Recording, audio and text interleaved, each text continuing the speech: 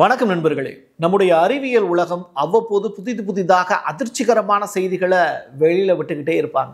அது கண்டுபிடிப்புகளா இருக்கலாம், இல்ல வான்வெளியில இருந்து பூமிக்கு வரக்கூடிய வால் நட்சத்திரத்தின் மூலியமாக நமக்கு பாதிப்பு ஏற்பட போகுது அப்படிங்கிற அதிர்ச்சிகரமான ரிப்போர்ட்டா இருக்கலாம்.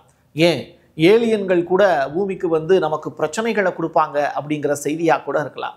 இது மாதிரியான ரிப்போர்ட் எல்லாம் அமெரிக்காவில் இருந்து தான் அதிகமான அளவில் வெளியில் வரும். காரணம் என்னன்னா, அங்கே தான் நாசா இருக்கு. சரி, இப்போ நாசா மட்டுமல்ல, யூரோப் செய்தி நிறுவனமும் வெளியிட்டு இருக்கக்கூடிய மிக முக்கியமான அறிவிப்பு பற்றி தான் பார்க்க போகிறோம். அதுதான் த 3i அட்லாஸ் அப்படிங்கிற அந்த வால் நட்சத்திரம். இந்த வால் நட்சத்திரம் பூமியை நோக்கி வந்துக்கிட்டு இருக்கு அப்படிங்கிற ஒரு செய்தி. அது பாட்டுக்கு வந்துட்டு போகுது, அதனால என்ன பிரச்சனை, நம்ம ஒரு ஓரமாக இருந்தால் அது பாட்டுக்கு போயிட்டு போகுது அப்படின்னு நீங்கள் சொல்லலாம். இது நம்ம பூமியில் ட்ராவல் பண்ணக்கூடிய ஒரு சாதாரண பஸ் மாதிரி கிடையாது. இதனுடைய வெயிட்டும் சரி, இதனுடைய அகலம் நீளமும் சரி, ஒரு இப்போ மதுரை, சேலம், கோயம்புத்தூர் இந்த மாதிரி ஒரு சிட்டியை எடுத்துக்கிட்டிங்கன்னா அவ்வளவு பெரிய ஒரு நகரத்தினுடைய வெயிட்டு தான் இது. அப்போ இது வான்வெளியிலேருந்து வந்து பூமியில் முட்டுச்சு அப்படின்னா எவ்வளவு பெரிய சேதம் ஏற்படும். அதனால தான் அறிவியல் அறிஞர்கள் அதை பார்த்து பயப்படுறாங்க. அப்படிப்பட்ட ஒரு பாதிப்பு பூமிக்கு ஏற்பட போகுது அப்படின்னா நம்ம அதை பற்றி தெரிஞ்சுக்கணும்ல, அதுதான் இந்த வீடியோ.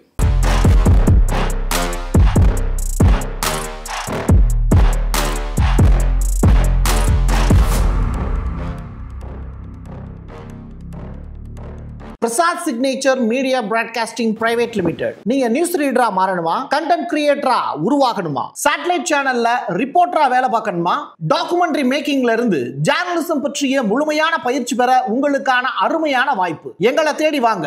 ஆன்லைன் மற்றும் நேரடி பயிற்சி வகுப்புகளும் சர்டிபிகேட் கோர்ஸாவே கத்துத்தரும். மீடியா துறையில் 10 ஆண்டுகளுக்கு மேல அனுபவம் உள்ளவர்கள் பயிற்சி கொடுப்பார்கள். வாய்ஸ் ஓவர் தொடங்கி வாய்ஸ்லெஸ் பீப்புளுக்காக உங்களை சிறந்த ஜேர்னலிஸ்டா உருவாக்க வேண்டியது எங்களோட பொறுப்பு. ஸ்கூல்ஸ் அண்ட் காலேஜஸ்ல ஜூனியர் ஜேர்னலிஸ்ட்ங்கிற பேர்ல ஒர்க் ஷாப்பும் கண்டக்ட் பண்ணி கொடுக்கிறோம். மோட்டிவேஷனல் ஸ்பீக்கரா கடந்த 15 ஆண்டுகளா கல்வி நிறுவனங்களுக்கு நிகழ்ச்சிகளும் நடத்தி தரோம். தொடர்புக்கு 9944790333 94493594 prasadsignature@gmail.com. இந்த வால் நட்சத்திரம் எப்போ வரப்போகுது, இதுக்குள்ள என்ன இருக்கு, உண்மையிலேயே மனிதர்கள் அதுக்குள்ள இருக்காங்களா, தண்ணி முதற்கொண்டு அதுக்குள்ள இருக்குன்னு சொல்றாங்க.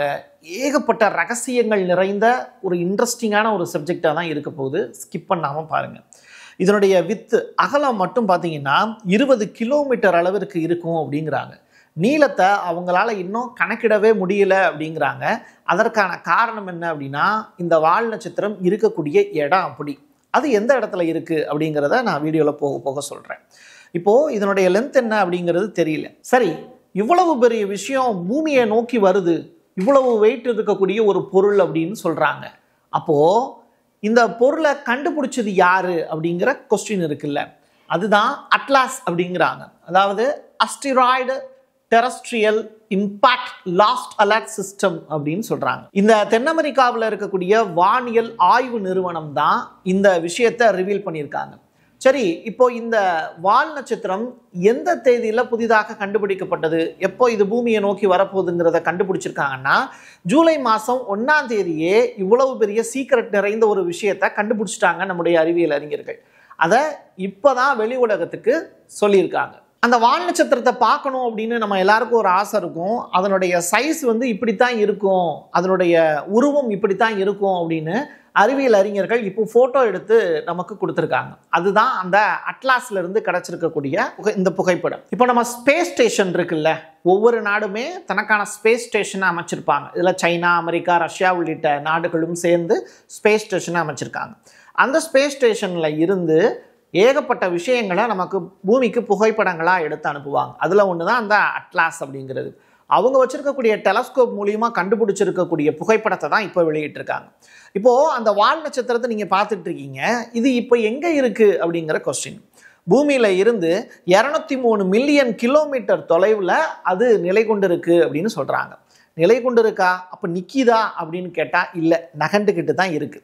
அதில் யார் இருக்காங்க அப்படிங்கிற கொஸ்டின் மார்க் இருக்குது. இதைத்தான் இன்னைக்கு அட்லாஸ் அப்படிங்கிற அந்த புகைப்படம் எடுக்கக்கூடிய அந்த கருவி சில விஷயங்களை நமக்கு கண்டுபிடிச்சு சொல்லிக்கிட்டே இருக்காங்க. கடைசியாக கிடைச்ச தகவல் வரைக்கும் நான் உங்கள்கிட்ட சொல்கிறேன். எலான் மஸ்க் இந்த வால் நட்சத்திரத்தை பற்றி ஏகப்பட்ட ஷாக்கான இன்ஃபர்மேஷனை கொடுத்துருக்காரு. அதில் ஒன்று தான் இந்த வால் நட்சத்திரத்துக்குள்ள நிக்கல் இருக்கு அப்படின்னு சொல்றாரு. எப்பா இதை சொல்றதுக்கு தான் நீ வந்தியா அப்படின்னு கேட்டா, ஆமாங்க, அவருடைய கவலை அப்படிங்கிறது பூமிக்குள்ள இருக்கக்கூடிய ஏகப்பட்ட தாதுக்களை அமெரிக்காவுக்கு கொண்டு போய் சேர்க்கணும் அப்படின்னு. அமெரிக்காவினுடைய ட்ரம்ப்ல அவர் எவ்வளவு நட்புறவோடு இருக்காருன்னு உங்களுக்கே தெரியும். அப்படிப்பட்டவர் அங்கிருந்து ஒரு வால் நட்சத்திரம் பூமிக்கு வருது அப்படின்னா அதுல இருந்து நமக்கு என்ன கிடைக்கும் அப்படின்னு அவர் திங்க் பண்றார். அந்த வகையில அரிய வகை தாது அப்படின்னு சொல்லப்படக்கூடிய நிக்கல் அப்படிங்கிற அந்த தாது அந்த இடத்துல இருக்கு, அதுல இருக்கு, வால் நட்சத்திரத்துல இருக்கு அப்படின்னு சொல்லியிருக்கார். சரி, இது ஒரு ஸ்பெஷலான ஒரு ரிப்போர்ட் தான், அவர் கண்டுபிடிச்சு சொல்லியிருக்கார். பட் அதுக்குள்ள என்ன இருக்கு, வேற என்ன இருக்கு, அதுல மனிதர்கள் இருக்காங்களா அப்படிங்கிற கேள்வி, இந்த மாதிரியான விஷயங்கள் நம்ம தெரிஞ்சுக்கணும் நினைப்போம்ல. அதற்கான பதிலா அமெரிக்காவினுடைய ஒரு ஸ்பெஷலான ஒரு பாட்காஸ்ட் பண்ணக்கூடிய ஒரு நபர், ஒரு சிறந்த ஒரு ரிப்போர்ட்டர் அப்படின்னு சொல்லலாம் இவரை.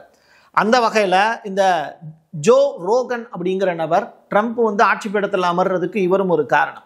அப்படிப்பட்ட ஜோ ரோகன் இப்போ எலான் மஸ்கை பேட்டி எடுக்கும்போது தான் இந்த விஷயத்தை ரிவீல் பண்ணியிருக்காங்க. அப்போது இவரும் சில கேள்விகளை முன்வைக்கிறார். அதில் ஏலியன்கள் இருப்பதற்கான வாய்ப்பு இருக்கா அப்படிங்கிற மாதிரியான கேள்விகள், இதில் வேற்றுக்கிரக மனிதர்கள் அந்த இடத்துல இருப்பதற்கான, வால் நட்சத்திரத்தில் இருப்பதற்கான கூறு இருக்கா அப்படிங்கிறதையும் கேட்டிருக்காங்க. ரெண்டாவது, இதில் தண்ணி இருக்கா அப்படிங்கிறது ரிலேட்டடான ஆராய்ச்சியும் அந்த இடத்துல ஜோ ரோகன் ஏகப்பட்ட கொஸ்டின் கேட்டிருந்தார். அதில் எலான் மஸ்க்கு சில விஷயங்களை ரிவீல் பண்ணியிருக்காரு. அந்த இன்டர்வியூ உங்களுக்கு கிடைச்சது அப்படின்னா ட்விட்டரில் நீங்கள் முழுக்க பாருங்கள். எலான் மஸ்கை தாண்டி அவிலோப் அப்படிங்கிற சயின்டிஸ்ட்டு இந்த அட்லாஸில் எடுக்கக்கூடிய புகைப்படங்கள் இருக்குல்ல, அது ரிலேட்டடாக அவர் ஆய்வு பண்ணிக்கிட்டே இருக்கார். அவர் டிசம்பர் மாதத்துக்குள்ளே சில விஷயங்களை, உண்மையான தகவல்களை உலகத்துக்கு சொல்ல போகிறேன் அப்படின்னு சொல்லியிருக்கார். அதை பொறுத்திருந்தால் நம்ம பார்க்கணும். அடுத்ததான், ஏலியன்கள் அதிகமாக அமெரிக்காவையே தேர்ந்தெடுக்குதே ஏன் அப்படின்னு. அதாவது கிட்டத்தட்ட ஒரு 1950லேருந்து 2025 வரைக்கும் 75 ஆண்டு காலமாக ஒரு விஷயத்தை பற்றி ரிவீல் பண்ணிட்டே இருக்காங்க, இந்த யூஎஃப்ஓ அப்படிங்கிறது தொடர்பாக. அதில் இந்த ஏலியன்கள், பென்டகனுடைய ரிப்போர்ட் என்ன சொல்லுது அப்படின்னா, இந்த ஏலியன்கள் பூமிக்கு வந்திருக்காங்க, இவங்க பூமிக்கு இவங்களால் ஏற்பட்டிருக்கக்கூடிய பாதிப்பில் ஒன்று என்ன அப்படின்னா, இங்கே இருக்கக்கூடிய பூமியில் இருக்கக்கூடிய நம்ம பெண்கள் இருக்காங்கல்ல, அவங்கள 5 பேர் கர்ப்பமாயிருக்காங்க அப்படிங்கிற ஒரு விஷயத்தை ரிவீல் பண்ணியிருக்காங்க. இது எல்லாமே சயின்டிஃபிக் ரீதியாக பென்டகன் ரிப்போர்ட்டாக ஃபைல் பண்ண நியூஸை தான் நான் உங்களுக்கு சொல்கிறேன். அப்போது பூமிக்கு வரக்கூடிய ஏலியன்கள் இந்த மாதிரியான வேலையை செஞ்சுட்டு உடனே போயிட்டாங்க, பறக்கும் தட்டுக்கள் மூலியமாக அவங்க வந்தாங்கன்னு சொல்லப்படக்கூடிய கதைகளும் இருக்குது. அதை பென்டகன் ரிப்போர்ட்டாகவும் ஃபைல் பண்ணி வேர்ல்டுக்கு செய்தியாக சொல்லியிருக்காங்கங்கிற தகவலும் இருக்குது. சரி, இப்போ வருதே அந்த வால் நட்சத்திரம், அதை இயக்கக்கூடிய டிரைவர் யார் அப்படிங்கிற கொஸ்டின் இருக்குல்ல, அதை நிஜமாவே மனிதர்கள் தான் இயக்கிட்டு வராங்களா, இல்லை வேற்றுக்கிரக வாசிகள்னு சொல்லப்படக்கூடிய அவங்க இப்போது கண்ணு மூக்கெல்லாம் வித்தியாசமாக இருக்கக்கூடிய மனிதர்கள் அதை இயக்குறாங்களா அப்படிங்கிற கொஸ்டின் இருக்குது. இந்த கொஸ்டினை ஏன் அவிலோப் உள்ளிட்ட சயின்டிஸ்ட் வைக்கிறாங்க அப்படின்னா, அது வேகத்தை முன்னும் பின்னும் குறைச்சி கூட்டி அந்த மாதிரி ரன் ஆகிட்டு இருக்கு. இப்போ ஒரு பஸ்ஸோ ட்ரெயினோ பார்த்தீங்கன்னா அது ஒரே ஸ்பீடில் போகாது, கொஞ்சம் வேரியேஷன் இருக்கும் ஸ்பீடில். சில நேரம் நின்றுருக்கும், அதுக்கப்புறம் மறுபடியும் ஸ்டார்ட் ஆகி மறுபடியும் ஓடும்ல, அந்த மாதிரி இதனுடைய ஸ்பீட்லையும் வேரியேஷன் இருக்குது அப்படின்னு சொல்கிறாங்க. அப்போது இதுக்குள்ளே யாரோ உட்காந்து அதை இயக்குனா மட்டும்தானே ஒரு குறிப்பிட்ட தூரத்துக்கு போயிட்டு மறுபடியும் அதை ஸ்டாப் பண்ணி மறுபடியும் அதனுடைய வேகத்தை அதிகரிக்க முடியும். இதை வச்சு தான் அந்த அவிலோப்புங்கிற சயின்டிஸ்ட்டு சில விஷயங்களை நமக்கு கொடுத்துருக்கார். இந்த அட்லாஸ்லேருந்து கிடைக்கக்கூடிய புகைப்படங்களும் அதையே தான் சொல்லுது. ஸோ அங்கே வேற்றுக்கிரக வாசிகள் அந்த வால் நட்சத்திரத்துக்குள்ளே இருக்காங்க அப்படிங்கிறத தான் இப்போ ரிவீல் பண்ணியிருக்காங்க. சரி, ஏலியன்கள் இருக்காங்கங்கிறத ரொம்ப காலமாக சொல்லிக்கிட்டு இருக்காங்க, நான் ஏலியனையே பார்த்ததில்லையே அப்படின்னு நீங்கள் நினச்சிங்கன்னா டைரக்டாக நீங்கள் கிளம்பி போக வேண்டிய இடம் சேலம். சேலத்தில் ஒரு தமிழ்நாட்டை சேர்ந்த ஒருத்தர் ஏலியனுக்கு கோயில் கட்டி கும்பிட்டுக்கிட்டு இருக்காரு. டெய்லி நம்ம இப்போ இந்து சமயத்தில் இருக்கக்கூடியவங்க, கிறிஸ்தவ மதத்தை சேர்ந்தவங்க, இஸ்லாமிய மதத்தை சேர்ந்தவங்க, இப்படி மத ரிலேட்டடாக கும்பிடுறாங்கல்ல சாமியை, அதே மாதிரி ஏலியனுக்கே கோயிலை கட்டி ஒருத்தன் சாமியாக நினச்சி கும்பிட்டுக்கிட்டு இருக்காரு. இது சேலத்தில் இருக்கக்கூடிய ஒரு கோயில். இதை பற்றிய விவரங்கள் நீங்கள் நேரடியாக இங்கே போனீங்க அப்படின்னா அவர் எதற்காக அதெல்லாம் பண்ணிகிட்டு இருக்காருங்கிறத சொல்லுவார். ரெண்டாவது, இன்னைக்கு இருக்கக்கூடிய ஏலியன்களுடைய உருவம் மட்டும் கிடையாது, இன்னும் ஏகப்பட்ட உருவங்கள், நீங்கள் இந்து புராணங்கள் ஆகட்டும், ஜீசஸ் கிரைஸ்டனுடைய புகைப்படங்கள் ஆகட்டும், இப்படி ஏகப்பட்ட புகைப்படங்கள் இன்றைக்கி நீங்கள் வீட்டில் வாங்கி வச்சுருப்பீங்க. அது எல்லாமே ரவிவர்மா இருக்கார்ல ஓவியர், அவர் வரைந்த ஓவியங்கள் தான். அப்போது நீங்கள் கற்பனையாக நடந்த விஷயங்களாகட்டும், உங்களுடைய மனசுல தோன்றிய விஷயங்களாகட்டும், உங்களுடைய கனவுல நீங்க பார்த்த விஷயங்களாகட்டும், அதை எல்லாமே ஓவியங்களா யார் வரைஞ்சு வைக்கிறாங்கன்னா இந்த மாதிரியான ஓவியர்கள் வரைஞ்சு வைக்கிறாங்க. அதை வந்து பாத்தீங்கன்னா டக்குன்னு வந்து சயின்ஸ் வந்து தனக்கு சாதகமாக அதை பயன்படுத்திக்குது. இப்படிதான் நம்முடைய இந்து கோயில்கள்லையும் ஏகப்பட்ட சிற்பங்கள் இருக்கு. அதை நான் கடைசியா சொல்றேன். சரி, இப்போ கண்டென்ட்டுக்குள்ள மறுபடியும் வருவோம். இப்போ நம்ம வால் நட்சத்திரம் இருக்குல்ல, அது சூரியனுக்கு பின்னாடி தான் மறைஞ்சு கிடக்கு அப்படின்னு சொல்றாங்க. இதனால அதனுடைய நிறம் வந்து பாத்தீங்கன்னா நீல நிறத்துல வந்து காட்சி தருது அப்படின்னு சொல்றாங்க. அப்போ அதுக்குள்ள இருக்கக்கூடிய கனிமங்களும் அது ரிலேட்டடான விஷயங்களா இருக்கும். அப்போ அங்க இருக்கக்கூடிய மனிதர்கள் வந்து நீல நிறத்தில் இருப்பார்களா அப்படிங்கிற கேள்வி.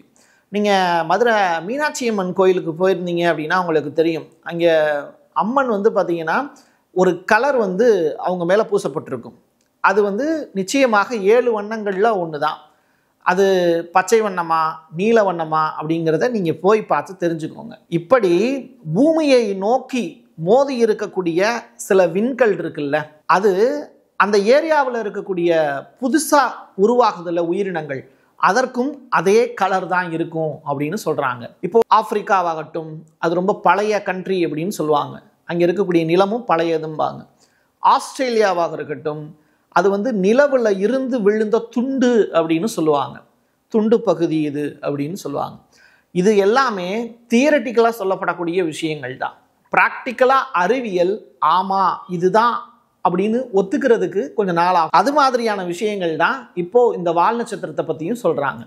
ஸோ இது பூமியை நோக்கி வந்துகிட்டு இருக்கு அப்படின்னு சொன்னோம்ல, அது ரிலேட்டடான ஸ்பெஷல் ரிப்போர்ட்டுக்குள்ள அடுத்து டிராவல் பண்ணுவோம். இவர் தான் பூமிக்கு வரப்போறாரா அப்படின்னு நமக்கு தெரியாது. ஆனால் அந்த வால் நட்சத்திரம் டிசம்பர் மாதம் 19ஆம் தேதி பூமிக்கு வருது அப்படிங்கிறது தான் ரிப்போர்ட்டாக இருக்கு.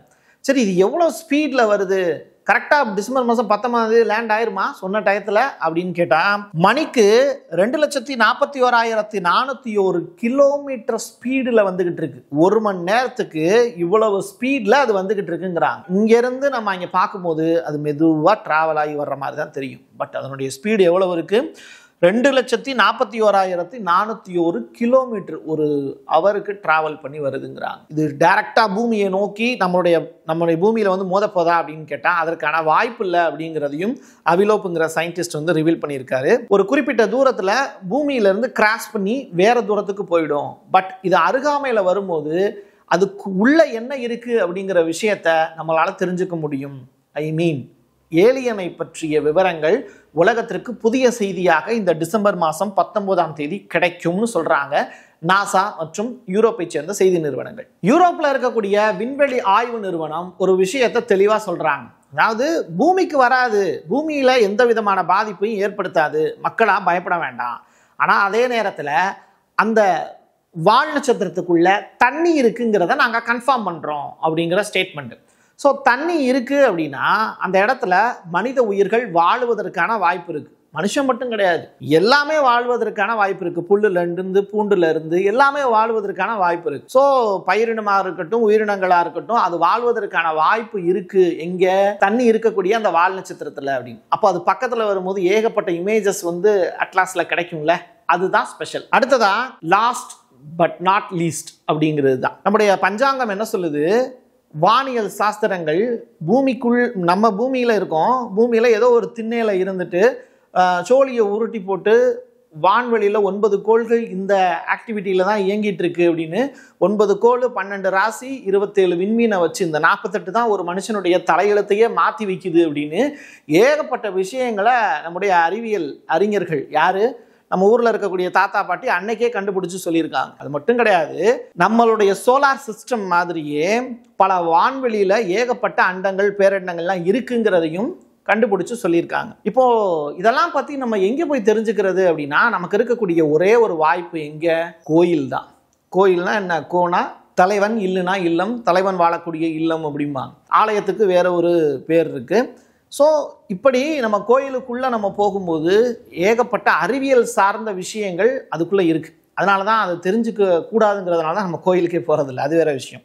இப்போ நம்ம வேற்றுக்கிரக உயிரினங்கள் அந்த கோயிலுக்குள்ள இருக்கு அப்படிங்கிறது தொடர்பான ஏகப்பட்ட இமேஜஸ் நம்ம தமிழ்நாட்டில் இருக்கக்கூடிய இந்து கோயில்கள்ல இருக்கு. இதை நீங்க நேரடியா போனீங்கன்னா நீங்களே டைரக்டா பார்த்து கண்டுபிடிச்சிக்கலாம். ஒரு கை இருக்கக்கூடியவங்க, 2 கை இருக்கக்கூடியவங்க மனிதர்கள் கேள்விப்பட்டிருப்போம். ஆனா பல கை இருக்கிறது எப்படி சாத்தியம்?